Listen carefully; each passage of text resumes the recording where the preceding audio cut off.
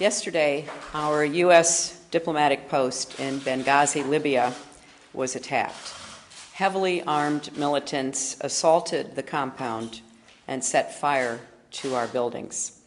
American and Libyan security personnel battled the attackers together. 4 Americans were killed. They included Sean Smith, a Foreign Service Information Management Officer, and our ambassador to Libya, Chris Stevens.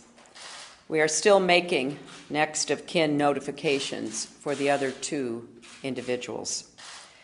This is an attack that should shock the conscience of people of all faiths around the world. So we then left Pakistan.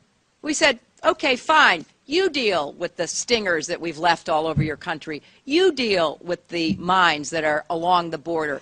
And by the way, we don't want to have anything to do with you. In fact, we're sanctioning you.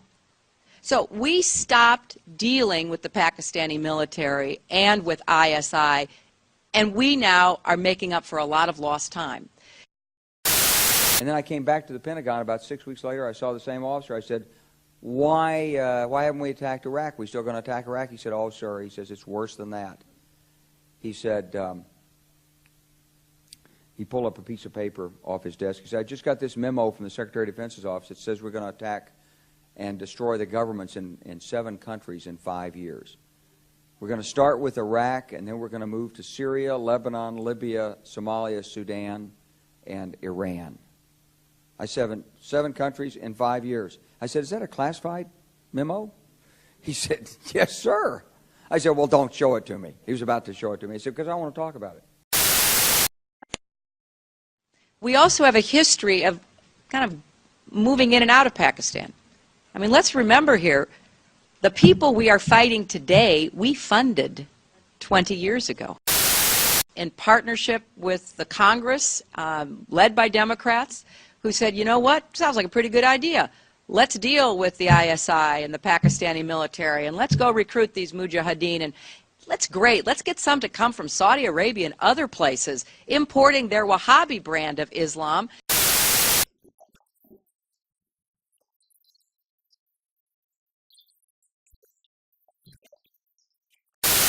Pakistan, we had this brilliant idea that we were going to come to Pakistan and create a force of mujahideen, equip them with Stinger missiles and everything else. We now know the Obama administration lied to us. They misled us, and they left Americans to die.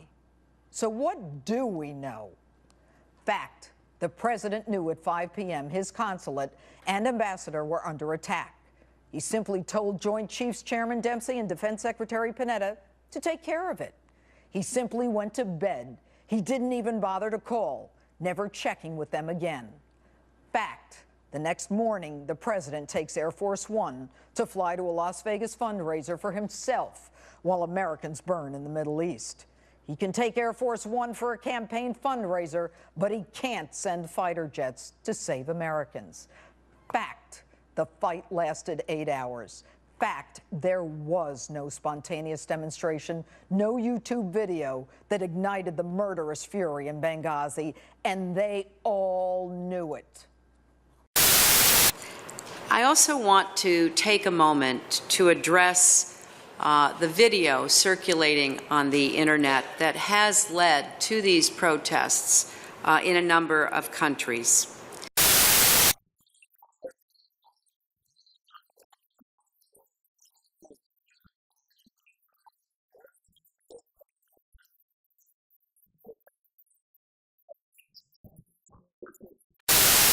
But Greg Hicks says it best.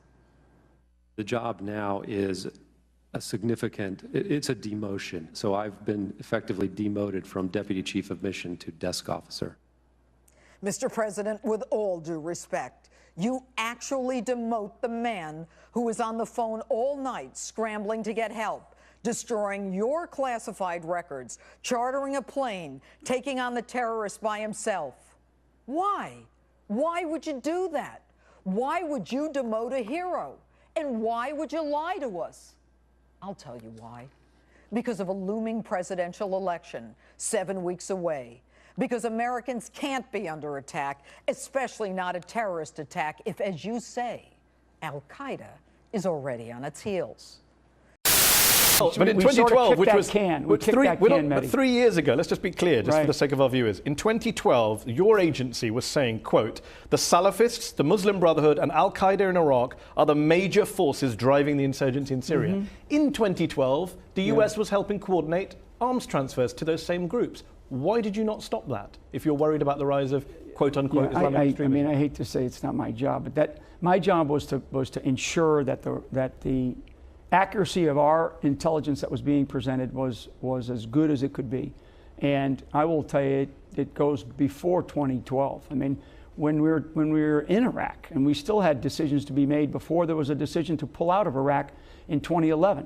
I mean, it was very clear what we were going to face. Well, I admire your frankness Very on this clear subject. what we were going to face. Let me just before we move on, just to clarify once more. You are basically saying that even in government at the time, you knew those groups were around, you saw this analysis, Sure. and you were arguing against it. But who wasn't listening? I think the administration.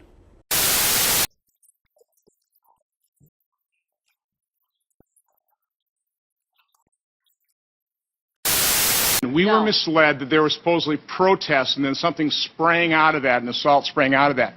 And that was easily ascertained that was not the fact. But and the American people could have known that within days, and they didn't know that. With all due respect, the fact is we had 4 dead Americans. Was it because of a protest, or was it because of guys out for a walk one night who decided they'd go kill some Americans?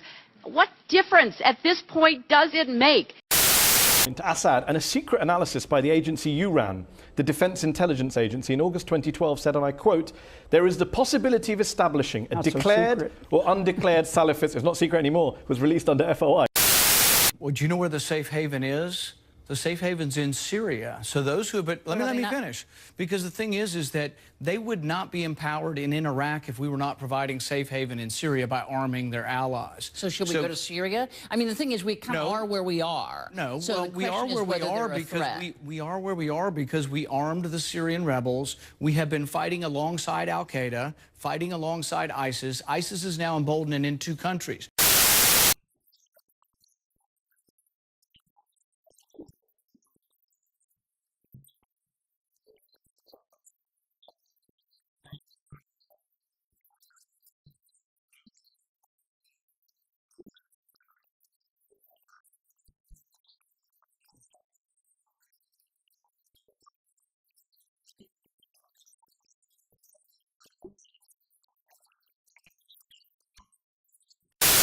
Know what I'm talking about. How are we supposed to trust your judgment if you're photographed with known terrorists? I have never had anything to do with known terrorists, and I'm offended by your question.